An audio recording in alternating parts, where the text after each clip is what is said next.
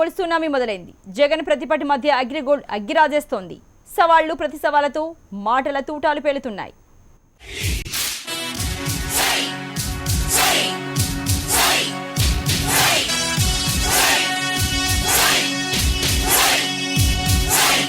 ఈ భూములు ఎవరెవరి పేరుతో ఉన్నాయి, ఎవరెవరు అగ్రిగోల్డ్ బినామీలుగా ఉండి బయట అమ్ముతున్నారో ఆ భూములన్నీ కూడా ప్రోబింగ్ చేసి ఆ భూములన్నీ కూడా తీసుకొస్తే డిపాజిట్దారులకు ఆ భూములు కూడా అమ్మగలిగితే వాళ్లకు ఇంకా ఎక్కువ డబ్బులు ఇచ్చే అవకాశాలు ఉంటాయి.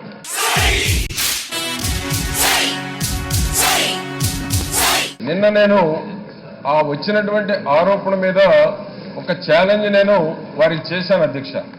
దాని మీద వారిని ఆ ఛాలెంజ్కి వారు నిలబడుతున్నారా లేకపోతే విత్డ్రా చేసుకుంటున్నారా నేను ఒక క్లారిటీ ఇవ్వమని అడుగుతున్నాను అధ్యక్ష. నేను ఐఎమ్ రెడీ టు ఆ ఛాలెంజ్కి నేను కట్టుబడి ఉన్నాను అధ్యక్ష. నేను ఎక్కడ వెనక్కపోవటం లేదు. నేను చాలా క్లియర్గా ఉన్నాను. నా మీద వచ్చిన ఆరోపణలకు నేను రుజువు చేయడానికి కూడా సిద్ధంగా ఉన్నాను. కాబట్టి నా ఛాలెంజ్కి వాళ్ళు క్లారిటీ ఇవ్వమని నేను అడుగుతున్నాను అధ్యక్ష.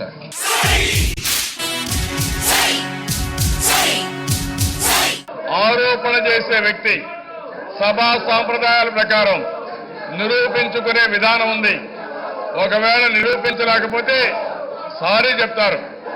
అసత్యాలు చెప్పడం కాదు, వాస్తవాలు మాట్లాడే వేదిక ఇది.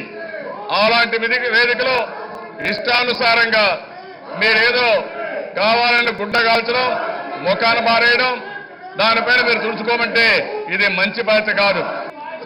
ఒకవేళ కానీ పుల్లారావు గారు తప్పు అని జ్యుడిషియల్ ఎంక్వైరీలో కానీ ప్రూవ్ అయితే పుల్లారావుని హౌస్ నుంచి వెలేద్దాం.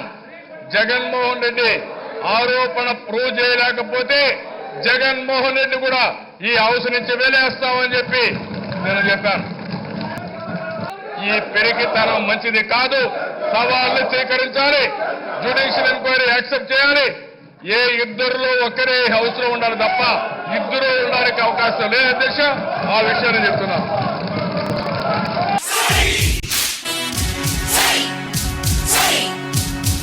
నేను చాలా సూటిగా ప్రజాస్వామ్యయుద్ధంగా ప్రతిపక్ష నాయకుడికి ఈ విషయం అడుగుతున్నాను అధ్యక్ష. ఇక మనకి సమయం లేదు. జగన్మోహన్ రెడ్డి గారు, మీరు శరణమా మరణమా ఏదో ఒకటి చెప్పండి. సమయం మనకు లేదు. శరణమా మరణమా? మీరు ఈ సభకి క్షమాపణ చెప్తారా, ఎంక్వైరీకి ఒప్పుకుంటారా? ఏదో ఒకటి చెప్పండి. ఈ సభకి క్షమాపణ అని చెప్పాలి, లేకపోతే ఎంక్వైరీకి నేను ఒప్పుకుంటున్నాను చెప్పాలి.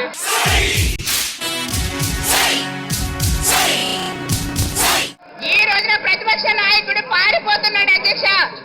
ఈ రోజున నిజంగా మీకు చిత్తశుద్ధి ఉంటే, రాయలసీమలో పుట్టి ఉంటే, పౌరుషం కనుక మీకుంటే ఈ రోజున ఈ ఛాలెంజ్ ఒప్పుకొని తీరాలి. సమయం లేదు ప్రతిపక్షమా, డెఫినెట్ గా మీరు ఈ ఛాలెంజ్ ఒప్పుకొని తీరాలి. సార్, ఈ రోజున ఎవరు పడితే వాళ్ళ మీద ఆరోపణలు చేయడం ఇది అది కరెక్ట్ కాదు సార్.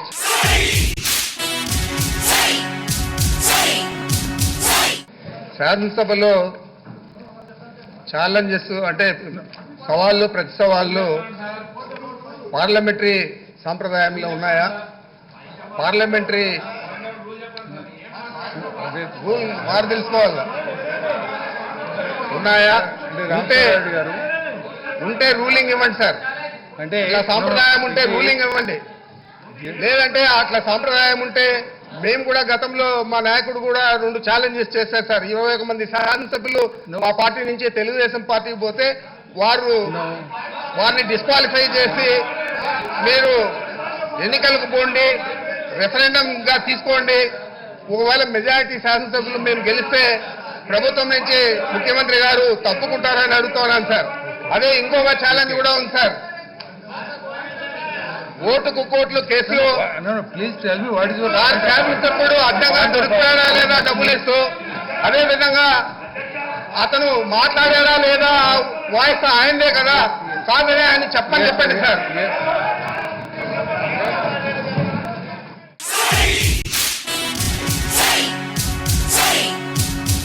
ఏదైతే రైజ్ చేశారో ప్రతిపక్ష నాయకుడు ఎస్ఆర్ నో లేకపోతే క్షమాపణ ఈ మూడింటిలో ఏదో ఒకటి చెప్తే మనం హౌస్ సవ్యంగా నడుపుకోవచ్చు అండి.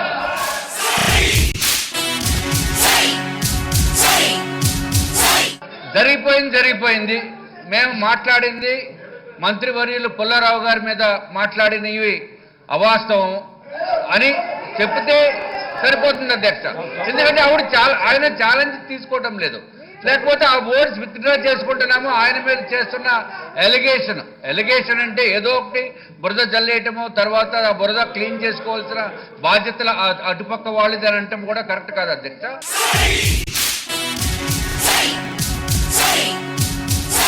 నేను మాట తప్పను, మడమ తిప్పను, మా వంశానికి క్రెడిబిలిటీని ఎంతో గొప్ప చెప్పుకుంటే ఆర్భాటం పలికే జగన్మోహన్ రెడ్డి గారు ఈ రోజున మన పుల్లారావు గారు వేసిన సవాళ్ళు స్వీకరించవలసిందిగా కోరుతున్నాం. అంటే నేను కానీ అదే స్థానంలో ఉంటే ఈ పదవులని గౌరవానికి సంబంధించిన సమస్య అధ్యక్ష మేము రాజీనామా చేసి ఉండాలి. మీ వాళ్ళకు ఆయన ఆ మాట మీద ఖచ్చితంగా నిలబడాలి.